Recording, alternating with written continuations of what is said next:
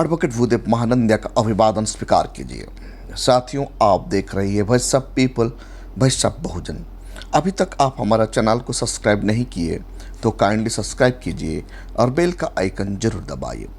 Voice of people, voice of Bahujan, इनका primary responsibility है बहुजन समाज के बारे में आप लोगों का पास खबर देना, बाबा साहेब का मिशन को कैसे आगे बढ़ाना और बहुजन समाज को भारत का हुक्मरान कैसे बनाना। इसके लिए ये हर वक्त प्रचार प्रसार करने की तैयार रहता है। साथियों, आज का खबर है मैनपुरी में बसपा की रैली बहन जी का प्रेजेंट में हुआ। भीड़ इतना खचाखच था, खड़ा होने की भी जगह नहीं था। राष्ट्रीय शोषित समाज पार्टी का अध्यक्ष स्वामी प्रसाद मौर्य का ऊपर जूता फेंका गया है। बहन जी की आगरा रैली में सोने की मुकुट में सम्मान किया गया है। आज आकाश आनंद सारनाथ में तथागत बुद्ध का दर्शन किए हैं। बिहार का वैशाली में बसपा कैंडिडेट नेशनल दस्तक का फाउंडर मेंबर को दिया गया है।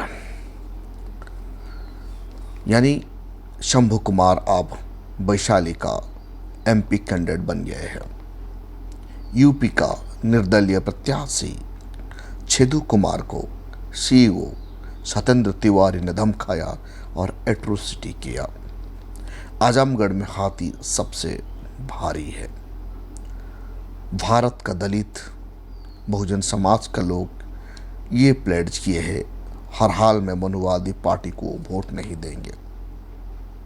बसपा का प्रवक्ता सबीर कुरैशी और बसपा नेता सबीर कुरैशी अखिलेश यादव को चैलेंज किया है। इंदु चौधरी का दमदार प्रचार। डॉक्टर इंदु चौधरी जब से बसपा का प्रत्याशी बनी है, आजकल उनका प्रचार प्रसार दमदार से कर रही है। बसपा के प्रवक्ता परमजीत सिंह मीडिया की बोलती बंद कर दिए। पीटीआई से बातचीत के समय आकाश आनंद का ऊपर जब एफआर हुआ, एफआर के बारे में माफ़ी का बात आया तो आकाश आनंद ने कहा माफ़ी मांगने का कोई संभावना ही नहीं है। हजारों नौजवान आकाश आनंद का साथ मुलाकात करने के लिए इच्छा प्रकाश कर रहे हैं। इंदु चौधरी बताती है समाजवादी पार्टी सिर्फ एक परिवार का पार्टी बनकर रह गया है। खबर को विस्तार से जानने के लिए आप हमारा साथ जुड़े रहिए। अभी तक आप हमारा चैनल को सब्सक्राइब नहीं किए तो काइंडली सब्सक्राइब कीजिए। कमेंट में जय भीम जरूर लिखिए ताकि ये हमें ताकत देता है और भीम का नारा भारत का हर कोना में पहुंचना बहुत जरूरी है। मैनपुरी में बसपा की रैली देखने के लिए मिला है। लोग खड़ा होने के लिए भी जगह नहीं था। भीड़ इतना खचाखच था, हर कोई बहन मायावती जी को सुनने के लिए, देखने के लिए ललायित है। ऐसे भीड़ कभी भी कोई भी पॉलिटिकल पार्टी में नहीं होता, लेकिन गोदी मीडिया इसके बारे में ना आपका पास दिखाएगी ना आपको कुछ बताएगी। गोदी मीडिया हर वक्त बसपा को नीचा ठहराने के लिए कोशिश करता है ताकि बसपा का लोकप्रियता भारत का हर कोने में पहुंच गया तो बहुजन राज आ जाएगा। बहुजन राज आ गया मतलब भारत का संविधान इम्प्लीमेंट होगा। भारत का संविधान इम्प्लीमेंट होगा मतलब कभी भी मनुवादी सोच रखने वाले लोग भारत में दोबारा राजनीति कर नहीं पाएंगे। इसीलिए ये मनुवादी का चाल है। कभी भी बसपा के बारे में कोई भी गोदी मीडिया नहीं दिखाता। साथियों, आज स्वामी प्रसाद मौर्य का हालत क्या है? वो अपना अस्तित्व के लिए संघर्ष कर रहा है। स्वामी प्रसाद मौर्य राष्ट्रीय शोषित समाज पार्टी बनाए हैं। जब उन्होंने उनका समर्थकों का साथ चुनावी रैली कर रहे थे तब उनका ऊपर जूता फेंका गया है। एक्चुअली नौजवानों को ऐसा करना नहीं चाहिए। कोई भी नेता का ऊपर जूता फेंकना अच्छी बात नहीं है, हम इनको निंदा करते हैं। जो युवा ने स्वामी प्रसाद मौर्य का ऊपर जूता फेंका है उनको पुलिस हिरासत में ले गया है। बहन जी की आगरा का रैली शानदार रैली है। आगरा का वोटर, आगरा का बहुजन समाज का लोग बहन जी को सोने की मुकुट दे के सम्मानित किया गया। भारतवर्ष में कोई भी लीडर को इतना सम्मान नहीं मिलता। बहन मायावती जी को आज बहुजन समाज बेपनाह प्यार करता है। जो आगरा रैली में देखने के लिए मिला है वो भी सोने की मुकुट दे के उन्हें सम्मानित किया गया। बहन मायावती जी हर कोई कार्यकर्ता को आभार प्रकाश करते हुए सबको धन्यवाद दी और बहुजन समाज को सत्ता में लाने के लिए सबको एबेल की है। आज आकाश आनंद सारनाथ गए तथागत बुद्ध को दर्शन करने के लिए। बहुजन समाज का सबसे बड़ा मार्गदाता है तथागत बुद्ध। बाबा साहेब अम्बेडकर भी तथागत बुद्ध को अपने मार्गदाता समझते थे। जब हम भटक जाते हैं बुद्ध ही हमें राह दिखाता है। बुद्ध इंसान को इंसानियत सिखाता है। बुद्ध साइंटिफिक टेम्परामेंट को डेवलप करता है। बुद्ध आज भारत का संविधान में बैठा है जो law, liberty, equality and fraternity के बारे में भारतीयों को बताता है। आकाश आनंद आज सारनाथ गए थे। सारनाथ में तथागत बुद्ध का दर्शन किए। जब उन्हें पूछा गया तो वो कहते हैं बुद्ध को अपनाने से, बुद्ध का विचार को जानने से ऊर्जा मिलता है, ताकत मिल जाता है, ह्यूमैनिटी बढ़ता है। साथियों, आप सबको पता है सारनाथ ऐसा एक प्रसिद्ध जगह है जहाँ तथागत बुद्ध ने उनका पहला उपदेश दुनिया को दिया था और उसी दिन से धम्मचक्र पूरा भारत में घूमने लगा और पूरा वर्ल्ड में ये फैल गया था। इसीलिए ये जगह सबसे फेमस जगह है और वहाँ जाके आकाश आनंद आपको ज़्यादा ताकतवर, पावरफुल और दिमागदार होने की कल्पना की है। ये हकीकत है। जो बुद्ध को जानता है वो दुनिया में किसी को नहीं डरता और वो दुनिया में किसी का सामने सर नहीं झुकाता और कभी भी वो नहीं हारता। साथियों, बिहार का वैशाली सीट अब चर्चा के विषय बन गया है। क्यों? क्योंकि वहाँ नेशनल दस्तक का फाउंडर मेंबर शंभू सिंह बसपा का कैंडिडेट होकर खड़ा हो गया है। शंभू कुमार को लगभग 50 मिलियन पीपुल जानते हैं। 50 करोड़ लोग उनका चैनल को सब्सक्राइब किए हैं, इसीलिए उनको हर कोई जानता है। जब से वैशाली में शंभू कुमार बसपा का टिकट लेके खड़ा हो गया उसी दिन से मुन्ना शुक्ला सदमे में आ गया है। कभी भी वैशाली सीट में बहुजन समाज खड़ा नहीं होता था। ये पहला बार फर्स्ट हिस्ट्रिकल इवेंट है कोई बहुजन समाज का व्यक्ति वैशाली सीट में खड़ा होकर इलेक्शन लड़ रहा है, वो भी बहुजन समाज का पार्टी का बैनर में। Bahujan Samaj party social engineering का नाम पर फेमस है। जब से बहुजन समाज पार्टी भारत में बना है उसी दिन से बहुजन समाज ताकत में आए हैं और भारत का हर कोना में बहुजन अपना बात रख पा रहे हैं। साथियों, बिहार का वैशाली में शंभू कुमार कौन सा मुद्दा लेकर लड़ रहा है? हेल्थ, एजुकेशन और रोजगार। अच्छा हेल्थ, अच्छा एजुकेशन एंड रोजगार देना बसपा का प्राइमरी रिस्पॉन्सिबिलिटी है, क्योंकि बाबा साहेब अम्बेडकर का संविधान ये बताता है आर्टिकल 21 में good education and free education and free health. आज तक कोई भी मनुवादी पार्टी आर्टिकल 21 को सही से इम्प्लीमेंट नहीं किया। ये मुद्दा लेकर बसपा वहाँ गया है और शंभू कुमार को टिकट दे दिया गया। यूपी में निर्दलीय प्रत्याशी छेदू चमार को सीईओ सत्येंद्र तिवारी धमकाया। आपका औकात कैसे हुए अंदर आने के लिए ऐसे बात बोले? यानी वो कितना एट्रोसिटी कर रहा है।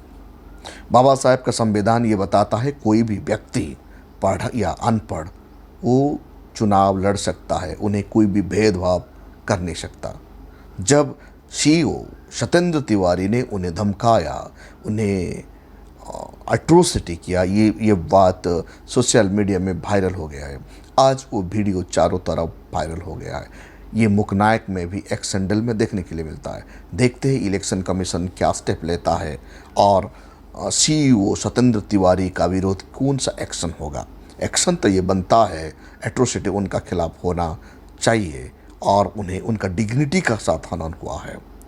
हर कोई इंडिविजुअल लिव विथ डिग्निटी जो आर्टिकल 21 कहता है और आर्टिकल 14 के तहत इक्वालिटी बिफोर द लॉ, कानून का सामने हर कोई इक्वल है।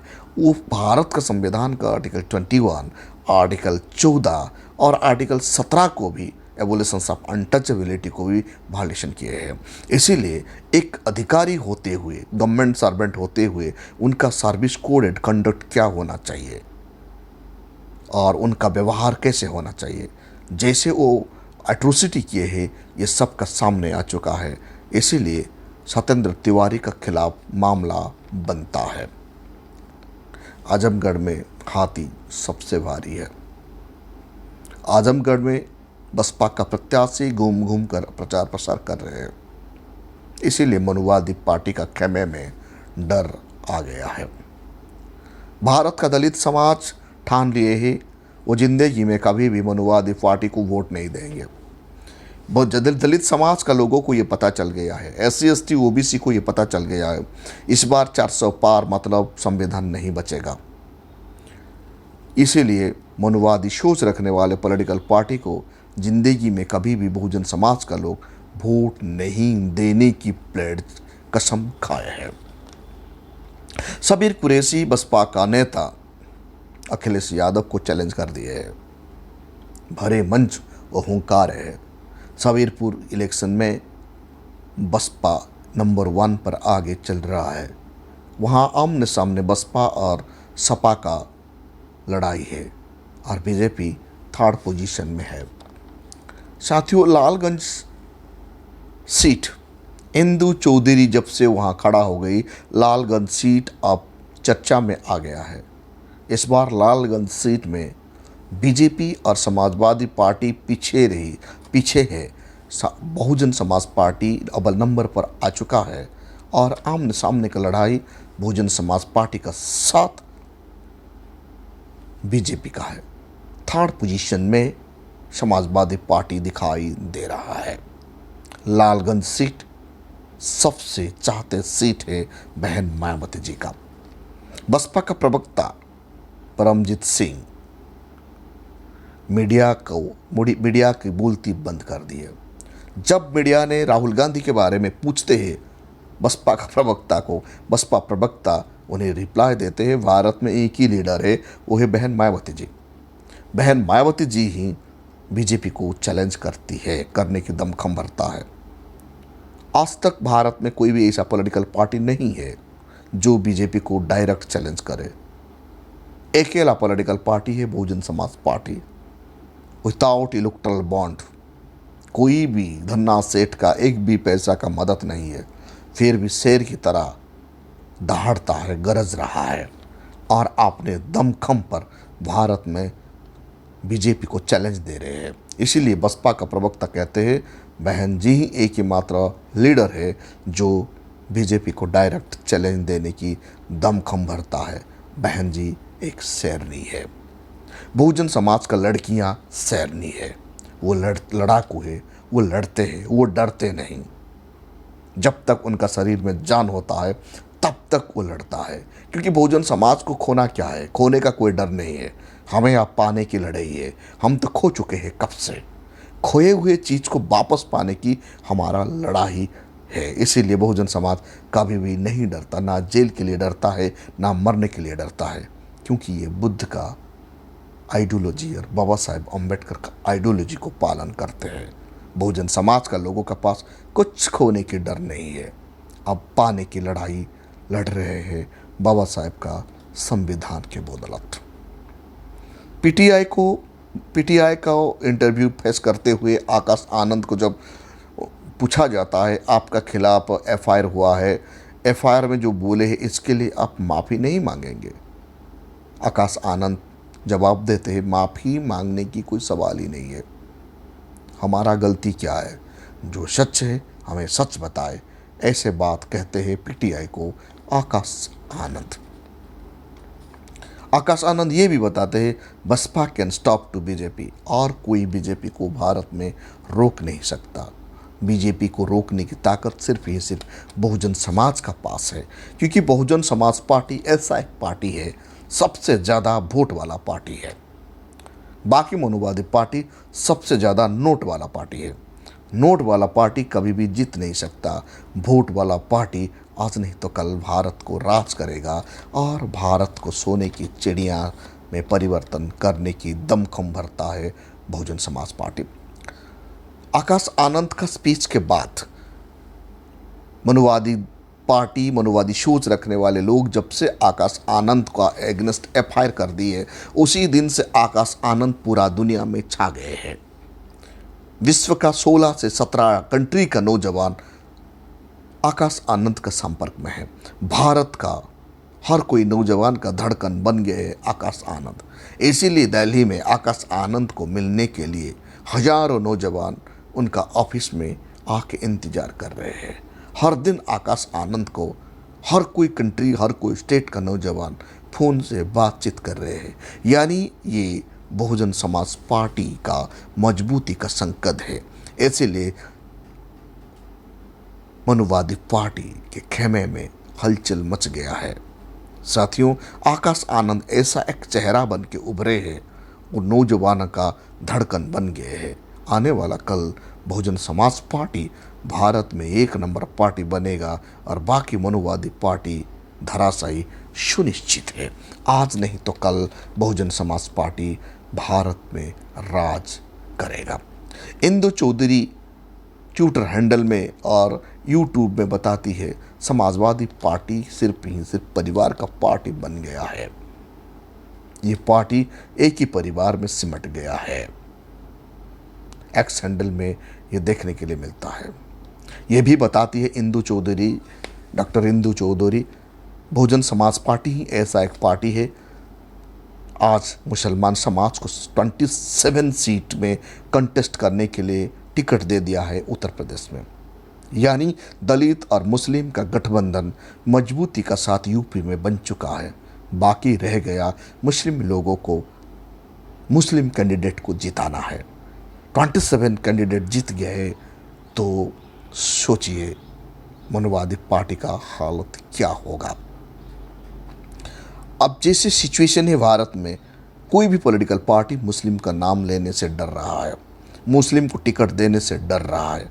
ऐसे परिस्थिति में बहुजन समाज पार्टी मुस्लिम का ढाल बनकर खड़ा हो गया है, क्योंकि इतिहास गवाह है जब भी बहुजन समाज अपना आंदोलन खड़ा किए तब मुसलमान समाज ढाल बनकर खड़ा होकर मदद किए है। यानी ज्योतिबा फुले से लेकर बाबा साहेब अम्बेडकर तक, बाबा साहेब अम्बेडकर से लेकर दादा साहेब कांसीराम तक, दादा साहेब कांसीराम से लेकर बहन मायावती जी तक बहुजन समाज पार्टी को मुसलमान का सपोर्ट हर वक्त मिल रहा है और 2024 में भी ये मिलने की संभावना ज़्यादा बढ़ गया है। 27 टिकट देकर पूरा मनुवादी को टेंशन में लाकर खड़ा कर दी है बहन मायावती जी। यही से पता चलता है कि बसपा कैसे सोशल इंजीनियरिंग से काम करता है। संख्या के हिसाब से उत्तर प्रदेश में बसपा टिकट देकर हर कोई पॉलिटिकल पार्टी इंडिया गठबंधन और बीजेपी को सदमे में ला दिए है। साथियों, 2024 इलेक्शन का रिजल्ट क्या होगा वक्त ही बताएगा। आपका इलाके में एक एक वोट का वॉच जरूर कीजिए। बहुजन समाज का वोट को बेकार मत दीजिए, क्योंकि एक वोट का कीमत ज़्यादा है। एक एक वोट कर गिनकर बहुजन समाज पार्टी आज भारतवर्ष में नेशनल पार्टी बना है। आपका वोट बहुत कीमती है, उन्हें बेकार मत दीजिए। इनको सही से इस्तेमाल करके बहुजन समाज को ताकत में लाइए। साथियों, आप देख रहे हैं voice of people, voice of Bahujan. अभी तक आप हमारा चैनल को सब्सक्राइब नहीं किए तो काइंडली सब्सक्राइब कीजिए और बेल का आइकन जरूर दबाइए। Thank you. जय